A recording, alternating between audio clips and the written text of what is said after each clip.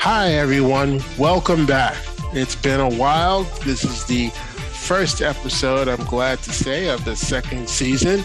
My name is Gregory Q. Jenkins. I'm the founder and CEO of Quintasia Studios, and this is the Quintasia Podcast. Now, ladies and gentlemen, point of personal privilege, we have a special guest with us today. I actually knew this gentleman. We went to school together. I'm not going to say how long ago it was. Let's just say it's been a minute, maybe 2, possibly even 3. But it's interesting because in talking to our guest today, it reminded me of endeavors that I was doing way back then as a kid. And I see that the both of us have continued on that path. And he reminded me of some things that I had long forgotten. So it's interesting to see our paths. And this gentleman has started his own production company. And he's working on a film, and we are going to get to know him today. So I would like to introduce to our audience Mr. Leon Jackson of Cool Oz Productions.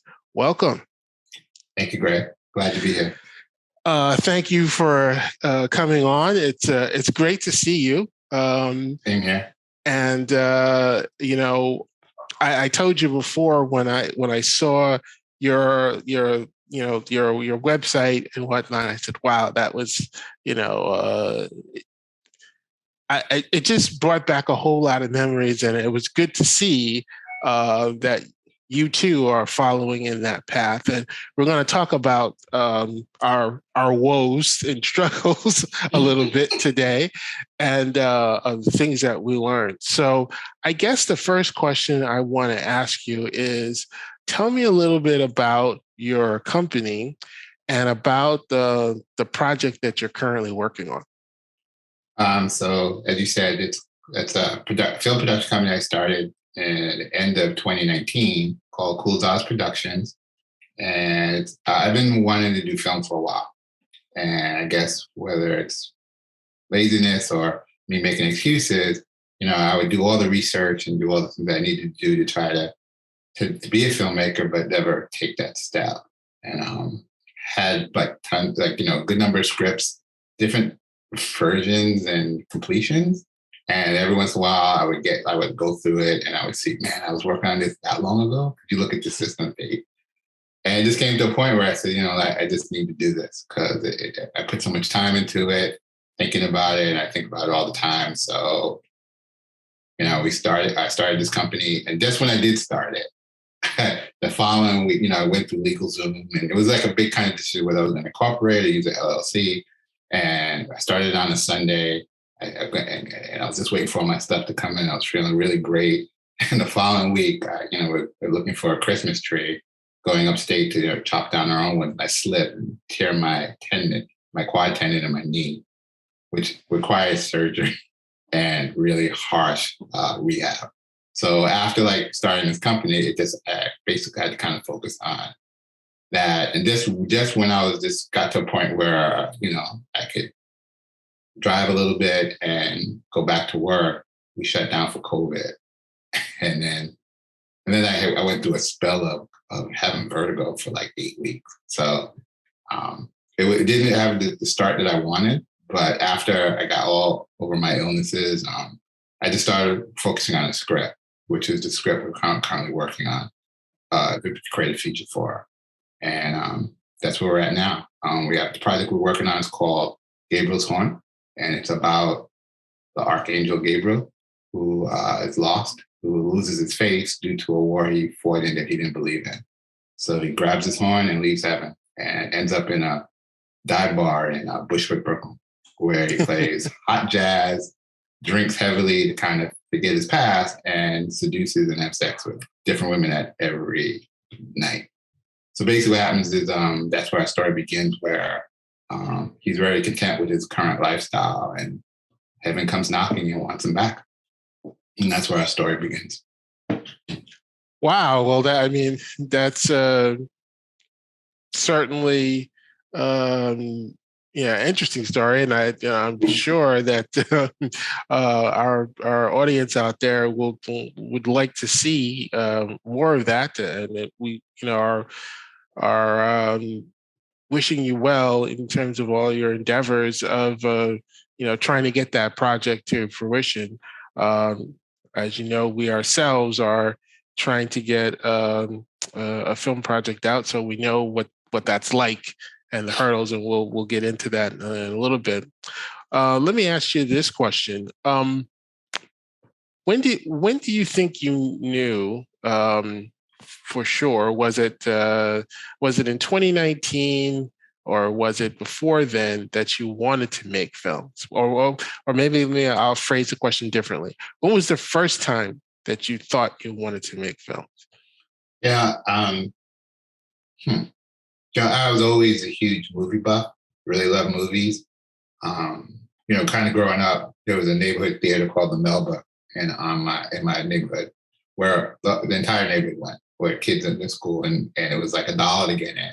So like Saturdays would be, you go there at 12, and this is before video. So it was double or possibly a triple feature plus 1,000 coming attraction.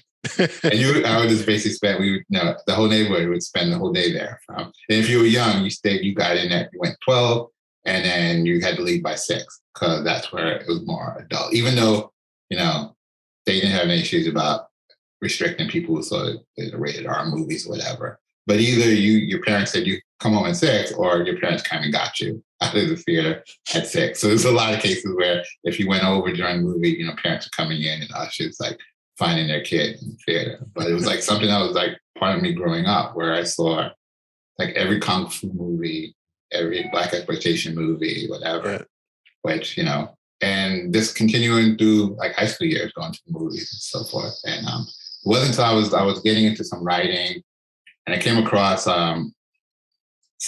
They had a script writing like program, which I submitted, where you had to write the first 5 pages of the script and kind of synopsis.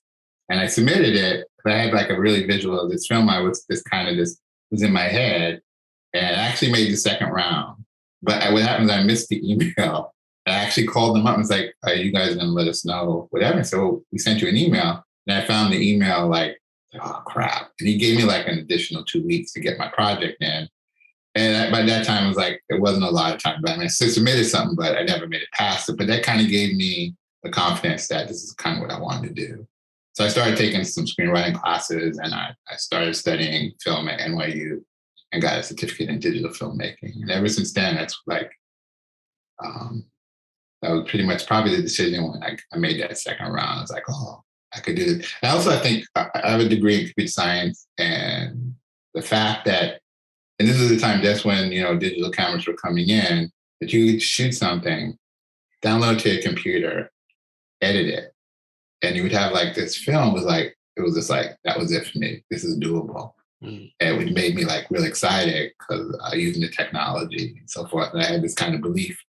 And at the time, a lot of it was right to standard def at the time. And it just kind of said, I could definitely do this. And things are just going to get better. I knew as you move forward in technology, just have to continue to get better and better and so forth, which it has. And that kind of made it more doable and something that kind of fit into my skill set. Well, I know that there's going to be, now, for obvious reasons, a lot of our audience members are around our age, so they know what we're talking about. But there are some younger members who won't fully appreciate what life was like before the digital age. If you wanted to be a filmmaker, and you wanted to do a short film, your usual choice was to shoot on Super 8 or 16 millimeter, one or the other. And I'm sure there are people like, what's that? I never heard. What's that? I mean, it was actual film that, and a Super 8 canister, I remember that, only had like 10 minutes worth of film. So you would have to, change your, that magazine quite often. And then you'd have to get it actually developed. There was no, instantaneous look at what you did. You have to get it. And of course, the development process was expensive, to get that developed. And then you had to edit film the old-fashioned way. You would have to have your editing bay, and you would actually be splicing your film together. I don't think people realize just what a revolution digital has begun, and has made it certainly a lot more accessible. Definitely. And the fact is that you even like grading your film and all the stuff you have to do, it makes a world of difference. That you could, and even now, even a few years after I started really getting into it, where they were people shot on film and then would digitize their film and edit from there and then bring it back to cut the film. Right. So people were doing stuff like that, but now it's a point where you can, the coloring you could do, it just makes sense to shoot digitally. I mean, I realize there's a big thing between how great film looks compared to what digital, but they're getting to a point where the average person couldn't tell the difference. So. Right. I think the industry has settled on that issue. I think a lot of productions, I don't know if I can say most, but a lot of productions now shoot in digital, and then once they're done, they'll transfer it back to film. But it's just easier because even, just to do dailies. I mean, you can't beat the fact that, hey, I can see what I just shot. Yeah. And plus, on most sets today, you'll see monitors all over the place. It's just transformed. I can't even imagine how it used to be. But yeah.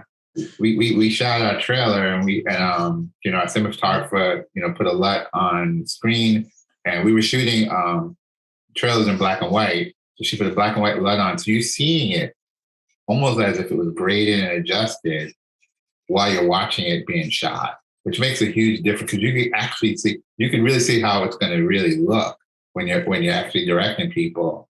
And it's just, I can't even imagine shooting something and then realize you made a mistake the day after seeing deals and you have to reshoot. So yeah. And for you civilians out there, so Leon just talked about a LUT. So a LUT is think of it like a filter. And what that actually does is it shows you when you shoot film, you usually shoot it at what they call flat, meaning it doesn't have a lot of color in it, doesn't have a lot, and that's on purpose. And that's so that the coloring process is easier if you shoot the film flat.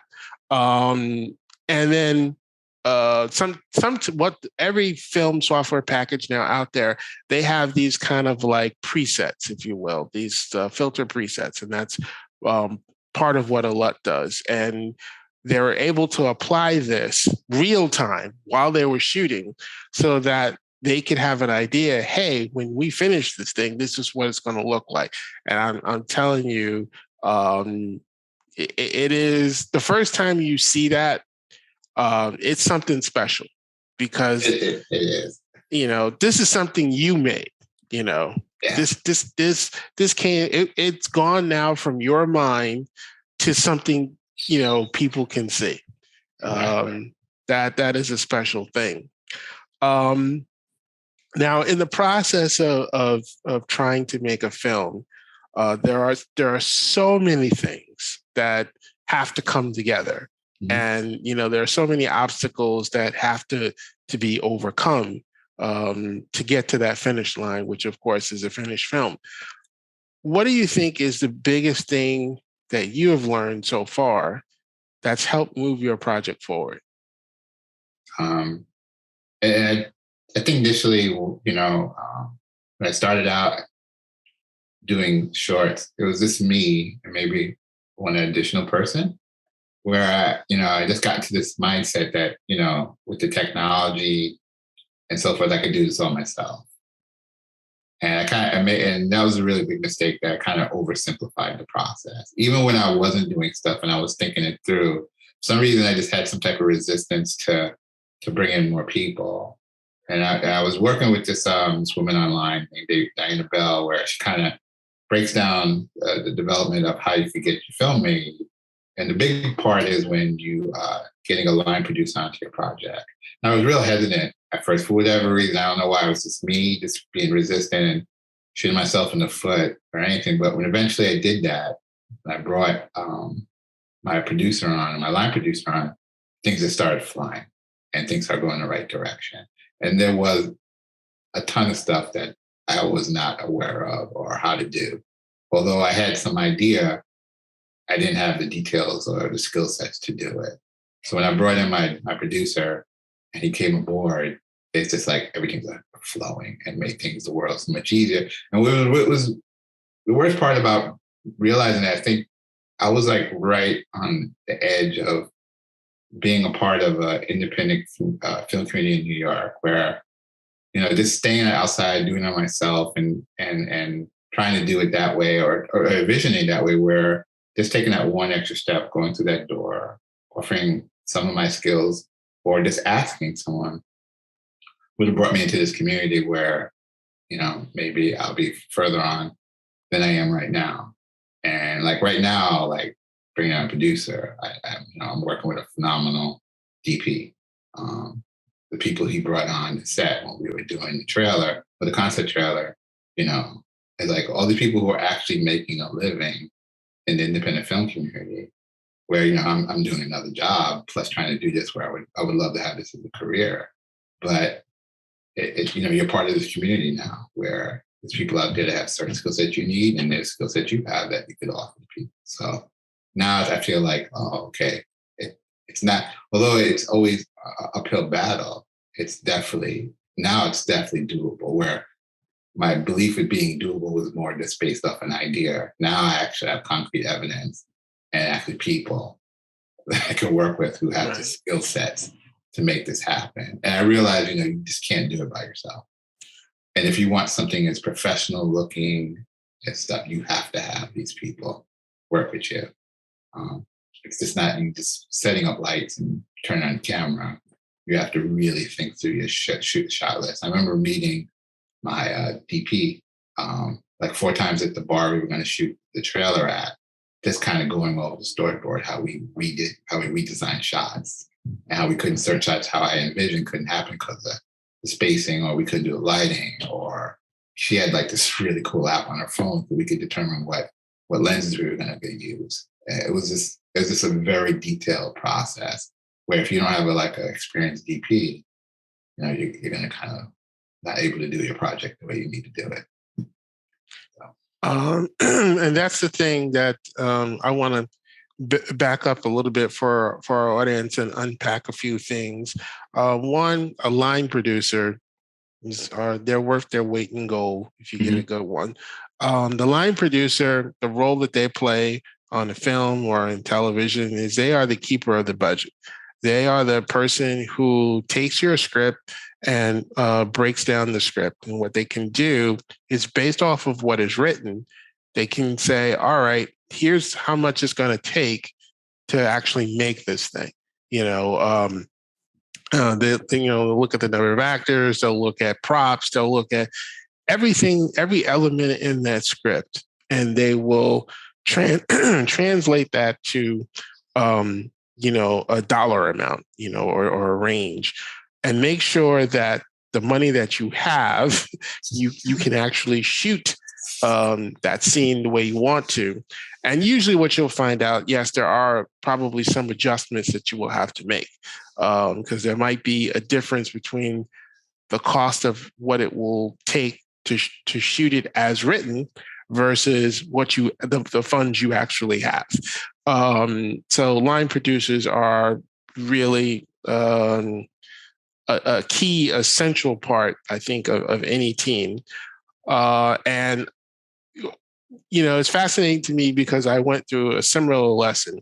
I didn't, so we started out doing these webisodes, and I called them prequels because I knew, okay, hey, this is not the real TV show. Let's think of this as practice, if you will. And that's and it allowed me to see elements of the story. And at the time, I wasn't trying to make, that wasn't the goal, was to actually make a television show. I was just, doing it to be doing it. And so the first 3 webisodes that we made, from a technical standpoint, they were awful. The sound was my favorite one. Someone wrote on a commentary, and it's still out there. He said, I watched your webisode, and the picture was terrible, but the sound was awful. And I had to laugh at that one because it was, and it was, and I give all the credit to my actors. They're so patiently, actors never want to tell directors and producers, hey, the stuff you shot was really crap. But it was a learning process. And what I learned was, no, you really do need a team. And if you look, by the time we got to the 5th episode, there is a gargantuan leap in the technical quality of it, because then I had a whole team. I had an actual DP. We shot on a sound stage. It was just very different. So I can sympathize with that growing process. And I would encourage everyone out there is the way you will hear it phrased in our community is, you got to find your tribe.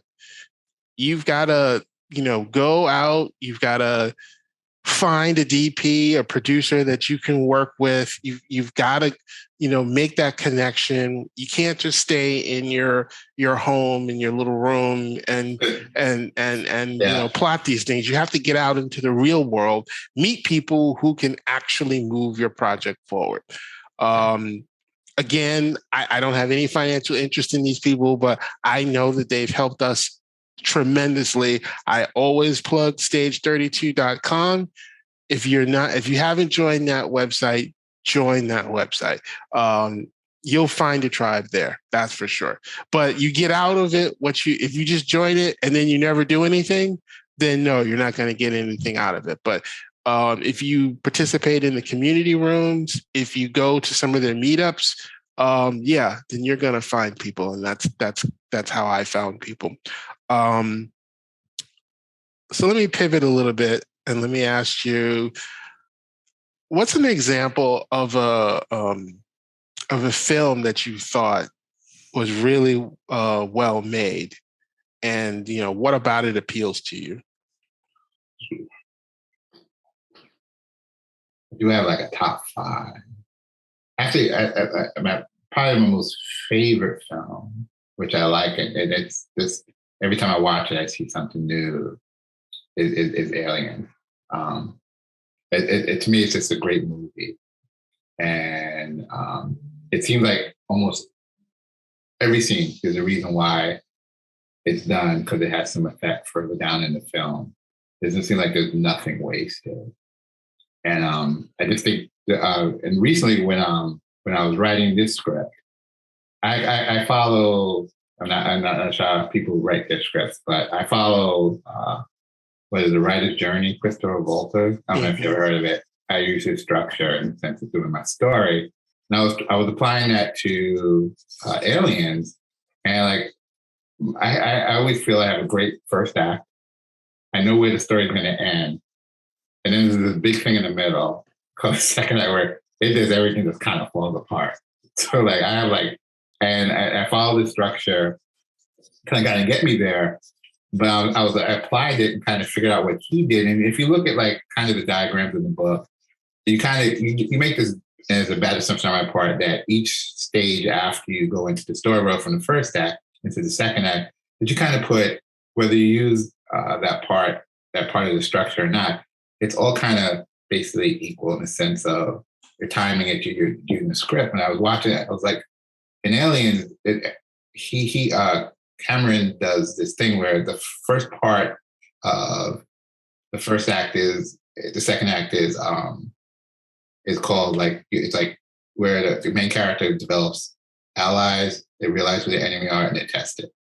And he uses like that becomes more like almost 2/3 of his second act, where Ripley character actually grows, and you can see how he's.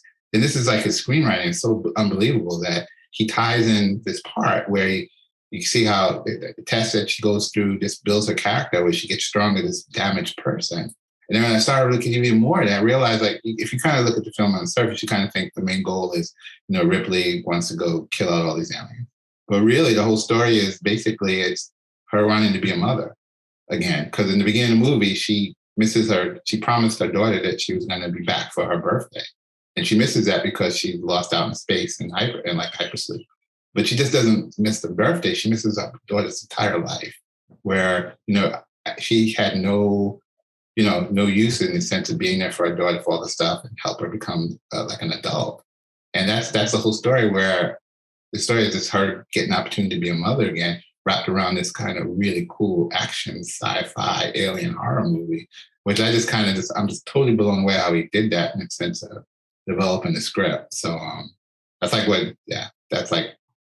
by far I wish I could develop my screenwriting to be that technical in the sense of kind of delivering such a beautiful story and then filming it. So that's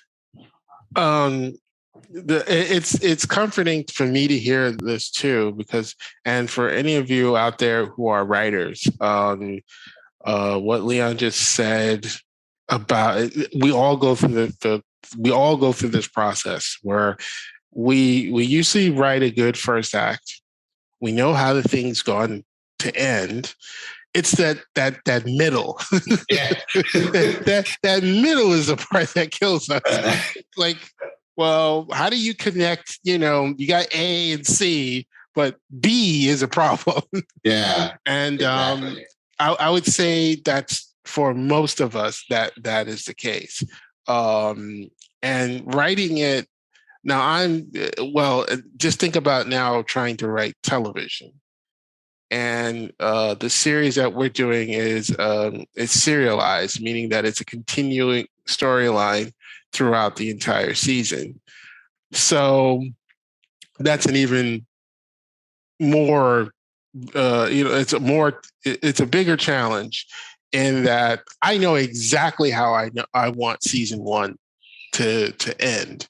I know how it's going to start, but it's everything that happens in the middle that I'm still, struggling with and kind of running out of time, seeing how we want to start shooting the show this year. So I can definitely relate to the problems of writing.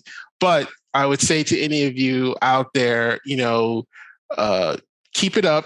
The only way to get better is to practice that writing muscle. So you have to do it. You have to constantly do it, and be disciplined about it. That's the big thing. Is you do have to be disciplined, and if you're going to be a professional writer, you do have to learn to write to a deadline. It's not always going to be when you feel like doing it. once you're on a production, if they don't have a script, there's nothing to shoot. Yeah. So you got to be able to write to a deadline. So let me ask you this question. What kind of projects do you see yourself doing? Now, this is the one that you're doing now. What would you call it? Sci-fi horror kind of? Nah, it's not horror. Not horror, but it's like sci-fi surreal. It's definitely a drama.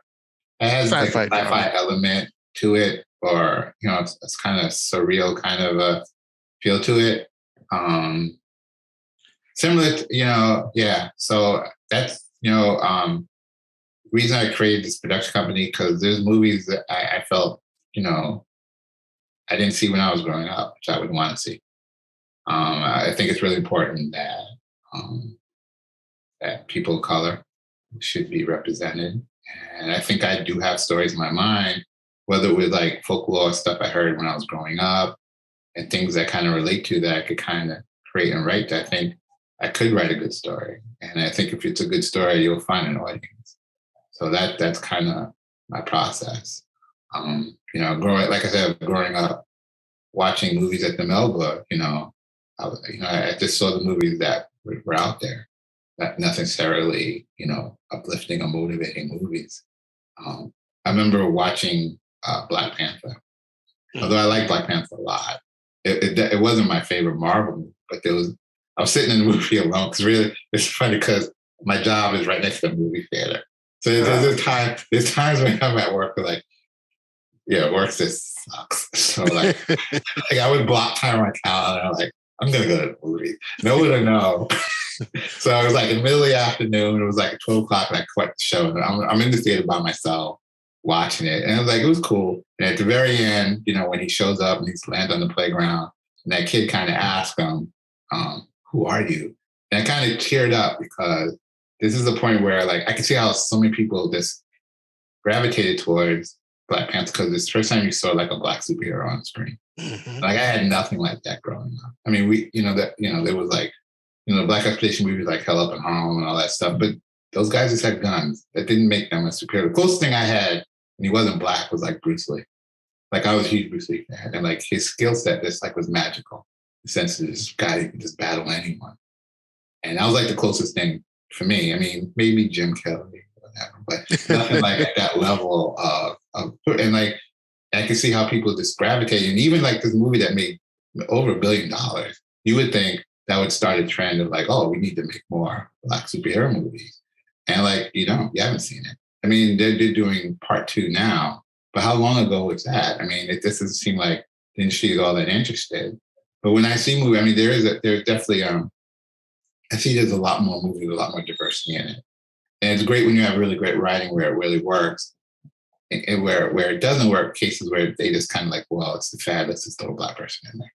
And then that's just an issue. You say, well, see, it didn't work. But when you add, and you add it to the writing, it seems really work. I'm like a big fan of The Umbrella Academy. And I was I don't know if you saw it. It's on. I know of it. I haven't seen it. And if you look at the graphic novel, based off the pictures, there's no diversity in there. But in the film, in the series, I mean, they cover all diversity, and you would think at first, so like, it kind of, I guess, because it doesn't follow the graphics novel, but the way they wrote it, I wouldn't have been interested unless they had a Black person in it, and they all have a gay person in it, they have an Asian person in it, but the story and the writing is so great that it's like, yeah, I think it just adds to it. Or even like Lost in Space. I don't know if you watched the most recent series, Lost in Space. Yes, I did. Where Judy Robinson is Black. Yeah.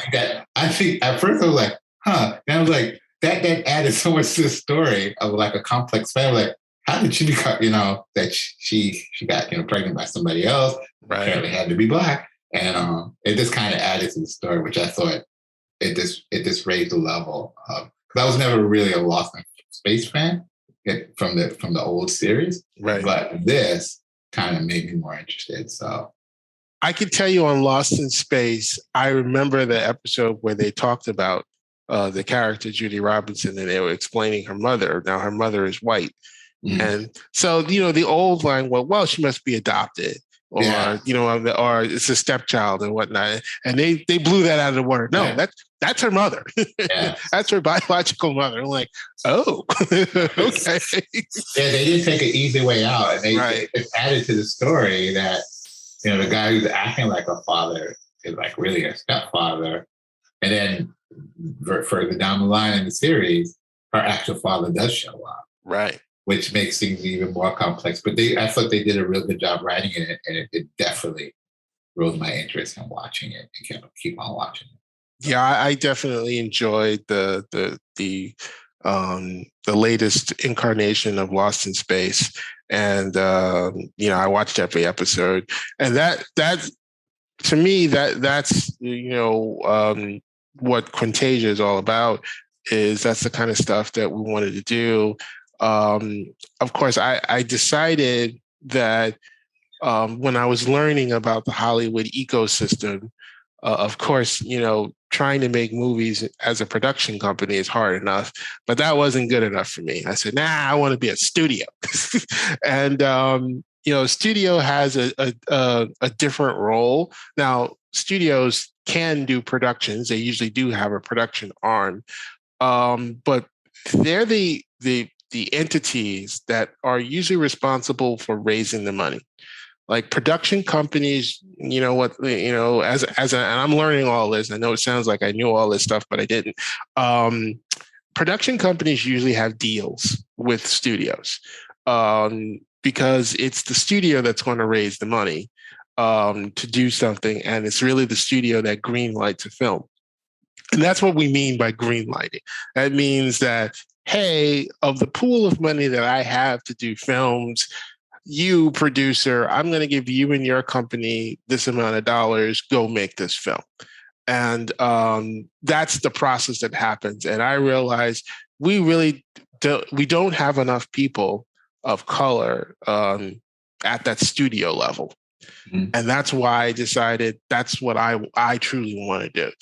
And of course, it is not easy. No. This year will be our test. This will be a test of my network to see, all right. And I don't shy away from telling people this number, no matter what happens.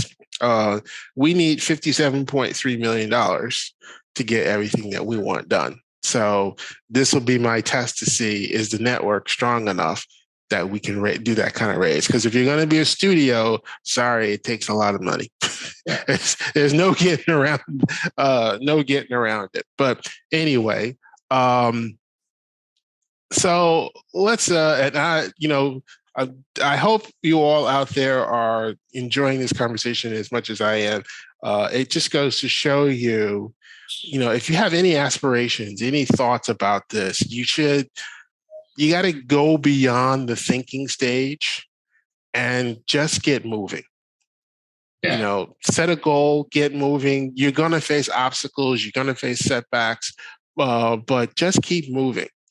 And you'll be surprised at how many people come in and want to help you. This is because it no film or television show gets made without collaborators. And fortunately, I've been able to find really talented people who, you know, definitely above what I truly could afford, but still, decided that there was something about the project that they liked, or something about me that they liked, and they wanted to work with me. And I'm forever grateful. So get out there and just do it, because, as Leon said, we need it, because you still don't see enough of it out there.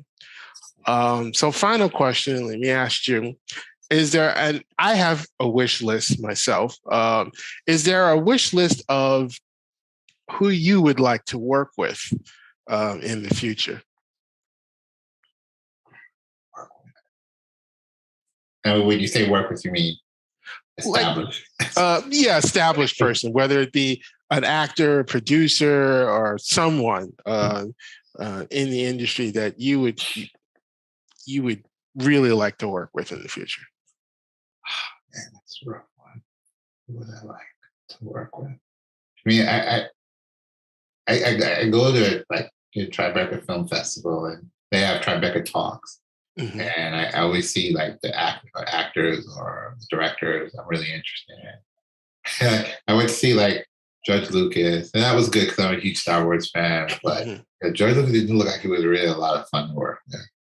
And so like Ron Howard, and I really like watching Ron Howard. I was like, how much like Happy Days had an influence growing up. But it wasn't. I mean, he seemed like a real cool dude, but I don't know. I didn't really want it. Like, it didn't seem like anything interested. And like I'm a big James Cameron fan, but just seeing interviews of him, it doesn't look like he would be really willing to share. He like, kind of step back and just watch kid. Like, so I don't know. I kind of grew up with watching Steven Spielberg movies, and I would just think he would be a person that would, as a producer, would like teach you and allow you to kind of get your vision across.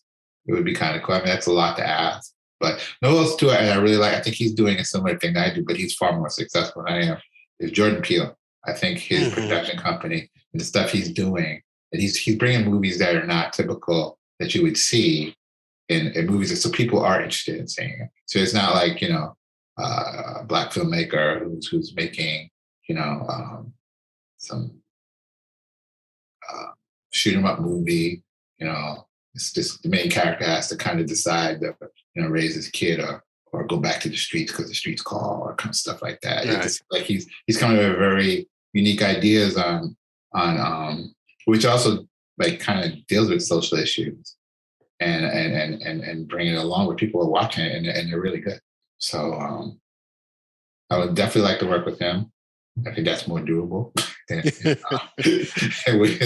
like Steven Spielberg, like come and kind of help be my mentor. But most likely like Jordan Peele right now. I like Spike, but I don't think me and Spike have the same kind of taste in the kind of films we want to do. I mean, I think he's a child of the '70s, where he's more revolutionary kind of point of view, kind of thing, that he wants to bring up questions, but not necessarily answer them, because he feels as an artist it's not his job to provide an answer, which is cool. I really love Spike movies, but I think mine's is a little bit different, and I'm going a different direction, especially how I grew up, the family I grew up with, and so forth. So yeah, probably Jordan Peele, Spielberg. Oh, definitely. I would similarly say Jordan Peele. Just looking at his career and how he got to the moment in time that he's in now, and he would be a good person to me. I would also, from an actor standpoint, although there's good actors are also because they and of course I don't want to insult anybody, because I actually have to work with them. But sometimes good actors are not always the easiest actors to work with. But I definitely would want, obviously, if we had the talents of Mr. Denzel Washington in a production, that's something special. There's like a whole group of actors. I don't know if the chemistry between all of the actors would work. That would be the question. But I had an idea, but I've not sat down and finished it. Where it's like a multi-generational film, and I saw James Earl Jones and Denzel Washington playing in it, but I think I took too long and I still haven't really sat down to write it. I don't know if that would be possible to do anymore, but something like that would be, because the subject matter is, something near and dear to my heart.